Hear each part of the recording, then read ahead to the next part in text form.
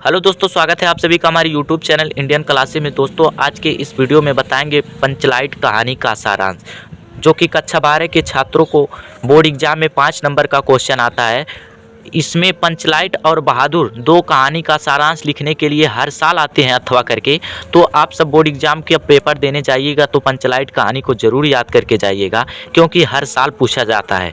आप लोग देख सकते हैं 2023 का क्वेश्चन पेपर है, इसमें पूछा गया है बहादुर कहानी का कथा वस्तु की विवेचना कीजिए, या फिर पंचलाइट कहानी या फिर ध्रुव यात्रा कहानी के उद्देश्य पर प्रकाश डालिए। आपको लगभग 80 शब्द में पूछा जाता है, 5 नंबर मिलते हैं। आप लोग देख सकते हैं बहादुर और पंचलाइट ये हर साल आते हैं अथवा करके आपको मिल जाते हैं, बहादुर कहानी या फिर पंचलाइट कहानी। तो आप बहादुर कहानी और पंचलाइट कहानी को जरूर याद कर लीजिएगा। दोस्तों, इस वीडियो में आप सबको एकदम आसान तरीका बताए हैं पंचलाइट कहानी का सारांश लिखने के लिए। आप हेडिंग डाल देंगे पंचलाइट कहानी का सारांश, उसके बाद से लिखेंगे पंचलाइट रेणु जी द्वारा लिखित एक ग्रामीण जीवन पर आधारित कहानी है। ये जो कहानी लिखा गया है पंचलाइट, ये रेणु जी द्वारा लिखित है और एक गांव के आधार पर ये कहानी लिखी गई है। तो इसलिए लिखेंगे पंचलाइट रेणु जी द्वारा लिखित एक ग्रामीण जीवन पर आधारित कहानी है।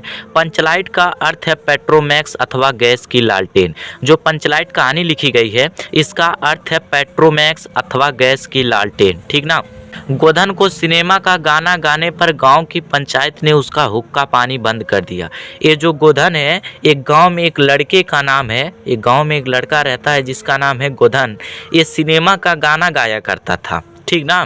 तो गांव को अच्छा नहीं लगा, तो गांव की पंचायत ने, गांव में सभी लोग की बैठक हुई और एक पंचायत बनाया गया। उसमें यह निश्चय किया गया कि वह गाना गाने पर उसको ये आरोप लगाया जाए और उसका हुक्का पानी बंद कर दिया जाए, उसका खाना पीना बंद कर दिया जाए। गोधन के निकटवर्ती महतो टोली के लोग बाजार से पंचलाइट लाए। ये जो गोधन लड़का है जिसका हुक्का पानी खाना पीना बंद कर दिया गया, उसके निकटवर्ती, उसके गांव के बगल वाले गांव के लोग, जिसे महतो टोली बोला जाता है, वहां के लोग बाजार गए और बाजार से पंचलाइट लाए। पंचलाइट का मतलब मैंने बता दिया कि गैस की लालटेन होती है या फिर पेट्रोमैक्स, ठीक ना। तो गैस की लालटेन लेने बाजार से लाए, लेकिन उनमें से कोई भी इसे जलाना नहीं जानता है। पंचलाइट तो बाजार से खरीद कर लाए, लेकिन महतो टोली के जो लोग हैं उनमें से किसी को जलाना नहीं आता है पेट्रोमैक्स को, केवल गोधन को ही जलाना आता है। किसी के द्वारा पता चला कि केवल गोधन ही जला पाता है पेट्रोमैक्स को। तब गुलरी काकी ने मुनरी से कही, गांव में एक बूढ़ी औरत है जिसका नाम है गुलरी काकी। तब वो अपनी बेटी मुनरी से कही और मुनरी अपने सहेली के माध्यम से पंचायत के सरकार को बताया। तब गुलरी काकी ने मुनरी से कही और मुनरी अपने सहेली के माध्यम से जो पंचायत के सरदार होते हैं उनको बताया, ठीक ना।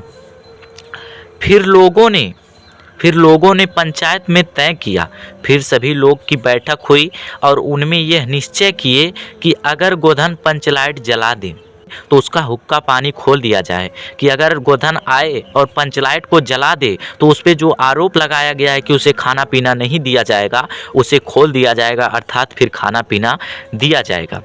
तब गोधन ने पंचलाइट जलाकर पंचायत की इज्जत बचा दी। तब गोधन के पास यह बात पहुंचा तो गोधन आया और पंचलाइट जलाकर, अर्थात गैस की लालटेन जलाकर पंचायत की इज्जत बचा दी। सरदार ने उसे अपने पास बुलाकर कहा, जो पंचायत के सरदार होते हैं, गोधन को अपने पास बुलाकर कहा, तुम्हारे 100 खून माफ, खूब गाओ सलीमा का गाना। उन्हें जिस गाने पर आरोप लगाया गया था, फिर वही सरदार उन्हें बुलाकर बोले कि तुम्हारे 100 खून माफ, तुमने अब तक जितने भी आरोप किए सब तुम्हारा माफ हो गया, और खूब गाओ सलीमा का गाना, अब तुम गाना गाओ, तुम्हें कोई नहीं रोकेगा, ठीक ना। इस कहानी के माध्यम से रेणु जी अप्रत्यक्ष रूप से प्रेरणा दी है। दोस्तों, एक बार फिर से आप सब देख सकते हैं, आपको पंचलाइट कहानी का सारांश हेडिंग डाल देना, उसके बाद से लिखना है पंचलाइट रेणु जी द्वारा लिखित एक ग्रामीण जीवन पर आधारित कहानी है। आपको अपनी तरह से एकदम आसान शब्दों में बनाकर लिखना है कि जो पंचलाइट है वो रेणु जी द्वारा लिखित एक ग्रामीण जीवन पर आधारित कहानी है। पंचलाइट का अर्थ है पेट्रोमैक्स अथवा गैस की लालटेन।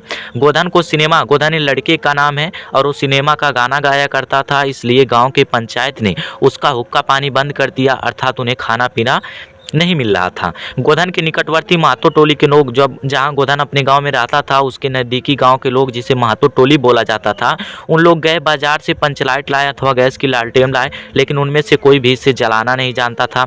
किसी को पता चला कि केवल गोधन ही जला पाता है। तब गुलेरी काकी ने, गोधन के गांव में एक बूढ़ी औरत रहती है जिसका नाम है गुलेरी काकी, ने अपनी बेटी मुनरी से कही और मुनरी अपनी सहेली के माध्यम से पंचायत के सरदार को बताया। उन्होंने वहां तक खबर पहुंचाई सरदार तक कि गोधन को पंचलाइट जलाना आता है।